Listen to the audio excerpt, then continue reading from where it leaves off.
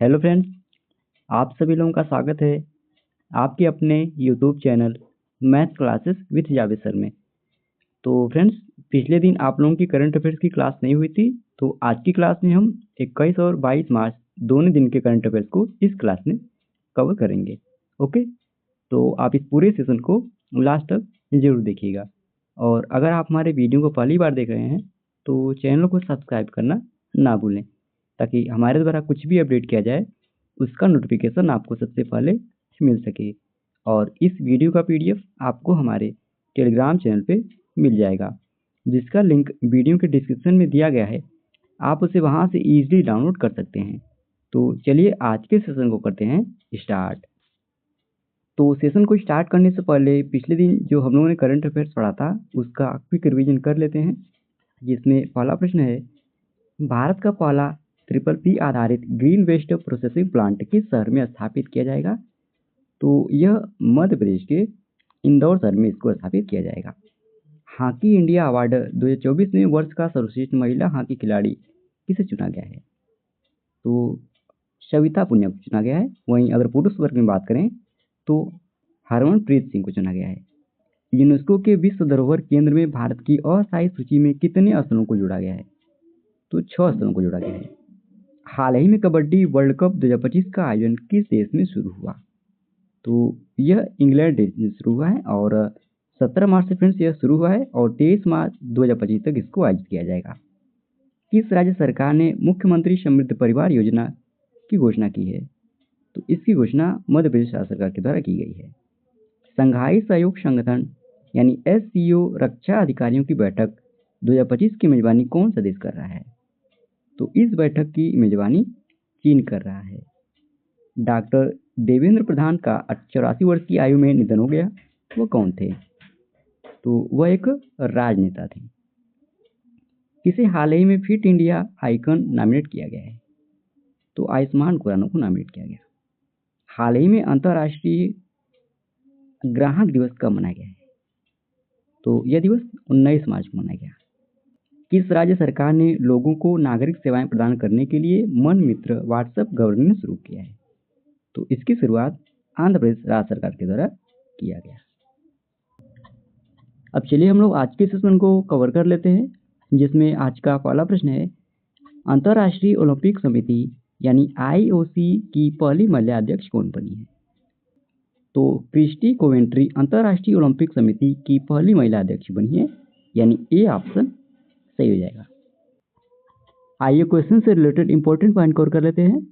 तो friends, Christie Coventry को अंतर्राष्ट्रीय ओलंपिक समिति के 10वें अध्यक्ष के रूप में चुना गया है और वह इस पद पर चुने जाने वाली सबसे युवा हैं।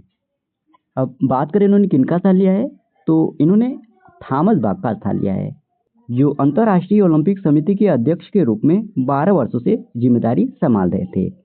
और क्रिस्टी कोवेंट्री फ्रेंड्स यह 24 जून से अपना पदभार संभालेंगी। अच्छा, अब लोग अंतर्राष्ट्रीय ओलंपिक समिति के बारे में जान लेते हैं। तो यह फ्रेंड्स एक अंतर्राष्ट्रीय गैर सरकारी खेल प्रशासकीय निकाय है जो आधुनिक ओलंपिक खेलों का संचालन करता है। अगर इसकी स्थापना की बात करें तो 23 जून सन 1894 में इसकी स्थापना हुई थी। इसका मुख्यालय स्विट्जरलैंड के लोजेन में स्थित है और इसके वर्तमान अध्यक्ष थॉमस बाक हैं और यह इस पद पर 23 जून 2025 तक रहेंगे। ओके, और 24 जून से क्रिस्टी कोवेंट्री अपने पद को संभालेंगे। अब कुछ अंतर्राष्ट्रीय नियुक्तियों का रिवीजन कर लेते हैं। तो कनाडा में स्वास्थ्य मंत्री के रूप में कमल खेड़ा को नियुक्त किया गया। तुलसी गबार्ड को आधिकारिक रूप से अमेरिका के राष्ट्रीय खुफिया निदेशक नियुक्त किया गया। जोथन नापत वानुतु के नए प्रधानमंत्री नियुक्त हुए। बार्ट डी वेबर ने बेल्जियम के नए प्रधानमंत्री के रूप में शपथ ली। माइकल मार्टिन दूसरी बार आयरलैंड के प्रधानमंत्री बने। लेबनान की संसद ने जोसेफ ऑन को राष्ट्रपति चुना है। हिसाशी टाकेउची को मारुति सुजुकी का MD और CEO नियुक्त किया गया। कॉन्स्टेंटाइन टेसोलस को ग्रीस का नया राष्ट्रपति चुना गया। रूस के राष्ट्रपति व्लादिमीर पुतिन ने दिमित्री बाकानोव को रूस के अंतरिक्ष निगम रोस्कोस्मोस का नया प्रमुख नियुक्त किया गया। फर्नांडो फर्नांडीज यूनिलीवर के CEO बने। अमेरिका के फेडरल ब्यूरो ऑफ इन्वेस्टिगेशन यानी FBI के निदेशक के रूप में काश पटेल को नियुक्त किया गया और इजराइल का नया सैन्य प्रमुख इयाल जमील को नियुक्त किया गया है। ओके, अगला प्रश्न है, किसे अनुसंधान नेशनल रिसर्च फाउंडेशन का सीईओ नियुक्त किया गया? तो इसका सही विकल्प हो जाएगा डी, यानी इस पद के लिए शिव कुमार कल्याण रमन को नियुक्त किया गया, यानी डी ऑप्शन सही हो जाएगा। तो फ्रेंड्स, डॉक्टर शिव कुमार कल्याण रमन को अनुसंधान नेशनल रिसर्च फाउंडेशन का मुख्य कार्यकारी अधिकारी यानी सीईओ नियुक्त किया गया है। ओके, अच्छा, अब लोग राष्ट्रीय अनुसंधान फाउंडेशन के बारे में जानते हैं। तो इसकी स्थापना फ्रेंड्स अनुसंधान और विकास को बढ़ावा देने के लिए की गई है। इस फाउंडेशन की स्थापना संसद के अनुसंधान राष्ट्रीय अनुसंधान फाउंडेशन अधिनियम 2023 के तहत की गई थी। अब इसके उद्देश्य की अगर हम बात करें तो अनुसंधान और विकास को बढ़ावा देना, एक रहित और टिकाऊ भविष्य में योगदान देना, अनुसंधान और नवाचार की संस्कृति को विकसित करना, यह राष्ट्रीय अनुसंधान फाउंडेशन का उद्देश्य है। ओके, अब हाल ही में हुई कुछ नियुक्तियों का रिवीजन कर लेते हैं। तो विकास कौशल को HPCL का अध्यक्ष और प्रबंध निदेशक नियुक्त किया गया। डॉक्टर मयंक शर्मा को रक्षा लेखा महानियंत्रक का प्रमुख नियुक्त किया गया। अजय सेठ को राजस्व विभाग के सचिव के पद का अतिरिक्त प्रभार दिया गया। तुहिन कांता पांडे को सेबी के 11वें अध्यक्ष के रूप में नियुक्त किया गया। सब्यसाची कर को आर्थिक विकास संस्थान का निदेशक नियुक्त किया गया। SBI कार्ड्स ने सलीला पांडे को MD और CEO नियुक्त किया है। शशिकांत दास को प्रधानमंत्री नरेंद्र मोदी का प्रधान सचिव नियुक्त किया गया। भारत के चुनाव आयुक्त के रूप में विवेक जोशी ने पदभार ग्रहण किया। ज्ञानेश कुमार को भारत का अगला मुख्य चुनाव आयुक्त नियुक्त किया गया। मनन कुमार मिश्रा यह 7वीं बार बार काउंसिल ऑफ इंडिया के अध्यक्ष चुने गए। अमिताभ मुखर्जी को राष्ट्रीय खनिज विकास निगम का नया अध्यक्ष और प्रबंध निदेशक नियुक्त किया गया।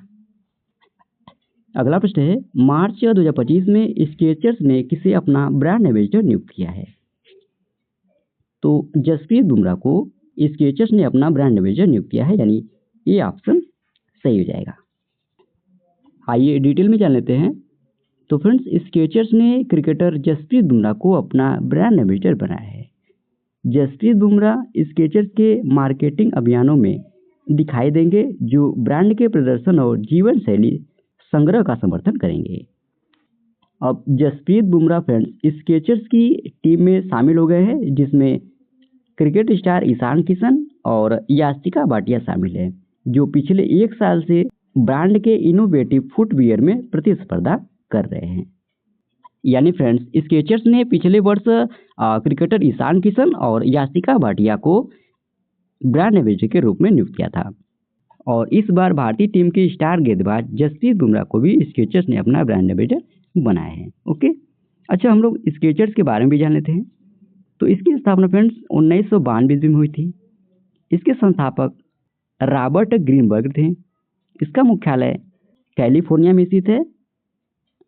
और इस ब्रांड की अगर हम पहचान की बात करें तो स्केचर्स फ्रेंड्स एक आरामदायक और स्टाइलिश फुटवियर ब्रांड के रूप में जाना जाता है। ओके, अब हम लोग कुछ ब्रांड एम्बेसडर डिस्कस कर लेते हैं। तो लेवाइस के ब्रांड एम्बेसडर दिलजीत दोसांझ बने। नीरज चोपड़ा भारत पेट्रोलियम के ब्रांड एम्बेसडर बने। PV सिंधु प्यूमा के ब्रांड एम्बेसडर बनी। मनु भाकर को हरियाणा में बेटी बचाओ बेटी पढ़ाओ अभियान के लिए ब्रांड एम्बेसडर चुना गया। Narendra Kumar Yadav fit India movement के ब्रांड एम्बेसडर बने। वीवो ने सुहाना खान को अपनी Y सीरीज स्मार्टफोन के लिए ब्रांड एम्बेसडर नियुक्त किया है। मनु भाकर को बंदरगाह जहाजरानी और जलमार्ग मंत्रालय का ब्रांड एम्बेसडर नियुक्त किया गया। सुरेश रैना को जम्मू और कश्मीर में युवा मतदाता जागरूकता के लिए ब्रांड एम्बेसडर बनाया गया। कैटरीना कैफ Xiaomi इंडिया की ब्रांड एम्बेसडर बनी। निखत जरीन राष्ट्रीय खनिज विकास निगम की ब्रांड एम्बेसडर बनी। Cricketer Shreyanka Patil Bob card limited की ब्रांड एम्बेसडर बनी। फेडरल बैंक की पहली ब्रांड एम्बेसडर विद्या बालन बनी। सोनू सूद को थाईलैंड टूरिज्म के ब्रांड एम्बेसडर के रूप में नियुक्त किया गया। लोरियस पेरिस की global brand ambassador Alia Bhatt बनी। यूरोग्रिप टायर की ब्रांड एम्बेसडर MS धोनी बने। अगला प्रश्न है, रायसीना डायलॉग 2025 का आयोजन कहाँ किया गया? तो इसका आयोजन नई दिल्ली में किया गया है, यानी C ऑप्शन सही हो जाएगा। तो फ्रेंड्स, PM मोदी ने नई दिल्ली में रायसीना डायलॉग 2025 के 10वें संस्करण का उद्घाटन किया। इसका आयोजन 17 मार्च से 19 मार्च 2025 तक किया गया। अब मुख्य अतिथि कौन थे? तो न्यूजीलैंड के प्रधानमंत्री क्रिस्टोफर लक्षण इस संस्करण में मुख्य अतिथि थे। और इस वर्ष की अगर हम इसकी थीम की बात करें तो कालचक्र, पीपुल, प्लेस एंड प्लेनेट इसकी थीम थी, जो समाज, स्थान और पृथ्वी के बीच संबंधों को दर्शाती है। अब इसमें चर्चा का विषय क्या रहा है यह भी आप लोगों को पता होना चाहिए। तो रूस यूक्रेन युद्ध पर चर्चा, हिंद प्रशांत क्षेत्र की सुरक्षा पर चर्चा, भारत की वैश्विक भूमिका और कूटनीतिक प्राथमिकताओं पर चर्चा, आर्टिफिशियल इंटेलिजेंस और तकनीकी विकास पर चर्चा की गई। और इसमें फ्रेंड्स करीब 125 देश के 3500 से ज़्यादा लोग शामिल हुए थे। ओके, अच्छा अब हम कुछ प्रमुख सम्मेलन को डिस्कस कर लेते हैं। तो एक्सपो वेस्ट 2025 सम्मेलन यह अमेरिका के कैलिफोर्निया में आयोजित किया गया। साहस मिथिला महोत्सव 2025 यह गुजरात के गांधीनगर में किया गया। मोबाइल वर्ल्ड कांग्रेस 2025 स्पेन के बार्सिलोना में किया गया। 12वां क्षेत्रीय 3R और सर्कुलर इकोनॉमी फोरम का आयोजन राजस्थान के जयपुर में किया गया। भुगतान सुरक्षा शिखर सम्मेलन 2025 का आयोजन महाराष्ट्र की राजधानी मुंबई में किया गया। 9वां राष्ट्रीय स्वास्थ्य शिखर सम्मेलन 2025 का आयोजन उड़ीसा में किया गया। विश्व सरकार शिखर सम्मेलन का आयोजन दुबई में किया गया। पहला बिम्स्टेक युवा शिखर सम्मेलन 2025 का आयोजन गुजरात की राजधानी गांधीनगर में किया गया। भारत पहली बार अंतर्राष्ट्रीय प्रशासनिक विज्ञान संस्थान के वार्षिक सम्मेलन का आयोजन नई दिल्ली में किया गया। जयपुर में दूसरा अखिल भारतीय राज्य जल मंत्रियों का सम्मेलन 2025 आयोजित किया गया। नो मनी फॉर टेरर विषय पर चौथे मंत्री स्तरीय सम्मेलन 2025 की मेजबानी जर्मनी ने की है। विश्व स्वास्थ्य शिखर सम्मेलन 2025 का आयोजन 12 से 14 अक्टूबर को बर्लिन जर्मनी में आयोजन किया जाएगा। नाटो शिखर सम्मेलन का आयोजन 24 जून और 25 जून 2025 को नीदरलैंड के हेग में किया जाएगा। G20 शिखर सम्मेलन का आयोजन 22 और 23 नवंबर 2025 को दक्षिण अफ्रीका के जोहान्सबर्ग में किया जाएगा। ओके, अगला प्रश्न है अंतरिक्ष यात्री सुनीता विलियम्स और बूच विल्मोर कितने दिन बाद इंटरनेशनल स्पेस स्टेशन से धरती पर वापस आए?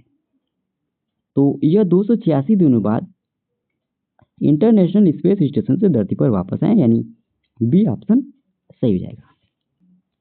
तो फ्रेंड्स सुनीता विलियम्स और बूच विल्मोर 5 जून 2024 को बोइंग के स्टार लाइनर अंतरिक्ष यान में सवार होकर अंतर्राष्ट्रीय अंतरिक्ष स्टेशन पर एक सप्ताह के लिए गए थे, लेकिन तकनीकी खराबी के कारण उनका मिशन 9 महीने तक यानी 286 दिनों तक चला। ओके, और 19 मार्च 2025 को फ्रेंड्स सुबह 3:27 पे ड्रैगन स्पेस क्राफ्ट से सुनीता विलियम्स और बूच विल्मोर 9 महीने 14 दिन बाद पृथ्वी पर वापस आए। इनके साथ फ्रेंड्स क्रू 9 के 2 और एस्ट्रोनॉट अमेरिकी निक हेग और रूस के एलेक्जेंडर गोर्बुनोव भी धरती पर वापस आए। ओके, अगला प्रश्न है किस भारतीय धाविका पर डोप टेस्ट में विफल होने पर 4 साल का प्रतिबंध लगाया गया? तो अर्चना जाधव पर डोप टेस्ट में विफल होने पर 4 साल के लिए इन पर प्रतिबंध लगाया गया है, यानी ये ऑप्शन सही हो जाएगा। तो फ्रेंड्स भारतीय लंबी दूरी की धाविका अर्चना जाधव को प्रतिबंधित पदार्थ ऑक्सीड्रोलोन के लिए सकारात्मक परीक्षण के बाद विश्व एथलेटिक्स की एथलीट इंटीग्रिटी यूनिट द्वारा 4 साल का प्रतिबंध लगाया गया है। यह निर्णय फ्रेंड्स 7 जनवरी 2025 को प्रभावी हुआ। कई अनुस्मारक के बावजूद फ्रेंड्स डोपिंग के आरोपों का विरोध करने में उनकी विफलता के बाद यह फैसला लिया गया है। ओके, अगला प्रश्न है किस राज्य सरकार में एक सींग वाले गैंडों की संख्या 392 हो गई है? तो इसका सही विकल्प हो जाएगा डी। तो फ्रेंड्स पश्चिम बंगाल में विशाल एक सींग वाले गैंडों की संख्या 229 से बढ़कर अब 292 हो गई है। आपको बता दें फ्रेंड्स गैंडों की गणना 5 और 6 मार्च को जल्दापाड़ा राष्ट्रीय उद्यान, गोरुमारा राष्ट्रीय उद्यान, चपरामारी वन्यजीव अभ्यारण्य और जलपाईगुड़ी आरक्षित वनों के कुछ हिस्सों में की गई, जो 296 वर्ग किलोमीटर क्षेत्र में फैली हुई थी। जबकि फ्रेंड्स जल्दापाड़ा राष्ट्रीय उद्यान में यह अनुमान 327 से 334 के बीच है। आपको बता दें फ्रेंड्स पश्चिम बंगाल का जल्दापाड़ा राष्ट्रीय उद्यान असम के काजीरंगा राष्ट्रीय उद्यान के बाद एक सींग वाले गैंडे का दूसरा सबसे बड़ा निवास स्थान है। ओके, यानी असम का काजीरंगा राष्ट्रीय उद्यान यह पहले स्थान पे है जहां पर सबसे अधिक एक सींग वाले गैंडे पाए जाते हैं। वही दूसरे स्थान पे पश्चिम बंगाल का जल्दापाड़ा राष्ट्रीय उद्यान है जहां पर दूसरे सबसे अधिक एक सींग वाले गैंडे पाए जाते हैं। अगला प्रश्न है, विश्व गौरैया दिवस या वर्ल्ड स्पैरो डे कब मनाया जाता है? तो यह दिवस 20 मार्च को मनाया जाता है, यानी डी ऑप्शन सही हो जाएगा। तो फ्रेंड्स, विश्व गौरैया दिवस या वर्ल्ड स्पैरो डे यह हर साल 20 मार्च को मनाया जाता है। अब इसके उद्देश्य की अगर हम बात करें तो इसका उद्देश्य गौरैया की घनी आबादी के बारे में जागरूकता प्रचार और उनके संरक्षण को बढ़ावा देना इस दिवस का उद्देश्य है। आपको बता दें फ्रेंड्स, विश्व गौरैया दिवस की शुरुआत वर्ष 2010 में भारत की नेचर फॉरएवर सोसाइटी और फ्रांस की इकोसिस एक्शन फाउंडेशन ने की थी। और इस वर्ष की अगर इस दिवस की हम थीम की बात करें तो प्रकृति के नन्हे दूतों को सम्मान, यह इस वर्ष इस दिवस की थीम है। और पहली बार फ्रेंड्स विश्व गौरैया दिवस ये 20 मार्च 2010 को मनाया गया था। ओके, अच्छा फ्रेंड्स, इन्हें अन्य नामों से भी जाना जाता है, यह भी आप लोग जानते रहिए।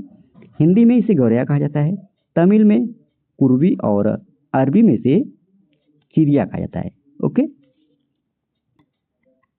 अगला प्रश्न है, इंटरनेशनल हैप्पीनेस डे हर साल कब मनाया जाता है?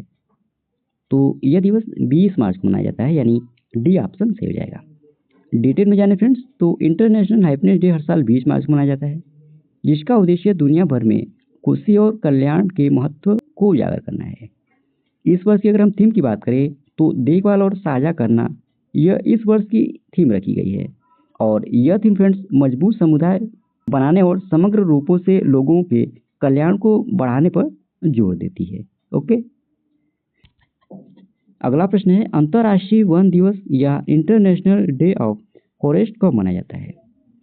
तो यह दिवस 21 मार्च को मनाया जाता है, यानी सी ऑप्शन सही हो जाएगा। तो फ्रेंड्स, अंतर्राष्ट्रीय वन दिवस हर साल 21 मार्च को मनाया जाता है। इस दिन विभिन्न देशों में वृक्षारोपण, वन संरक्षण जागरूकता अभियान और अन्य कार्यक्रम आयोजित किए जाते हैं।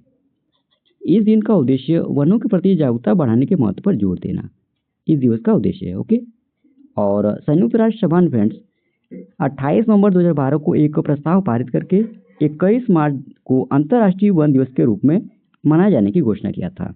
और पहली बार यह दिवस सन 2013 में मनाया गया था। अब हम लोग मार्च 2025 में अब तक जितने भी महत्वपूर्ण दिवस मनाए गए हैं उन सभी दिवसों के साथ हम लोग थीम को भी डिस्कस कर लेते हैं। तो 1 मार्च को शून्य भेदभाव दिवस मनाया गया। इस दिवस की थीम थी हम एक साथ हैं। 1 मार्च को फ्रेंड्स विश्व नागरिक सुरक्षा दिवस और विश्व समुद्री घास दिवस मनाया गया।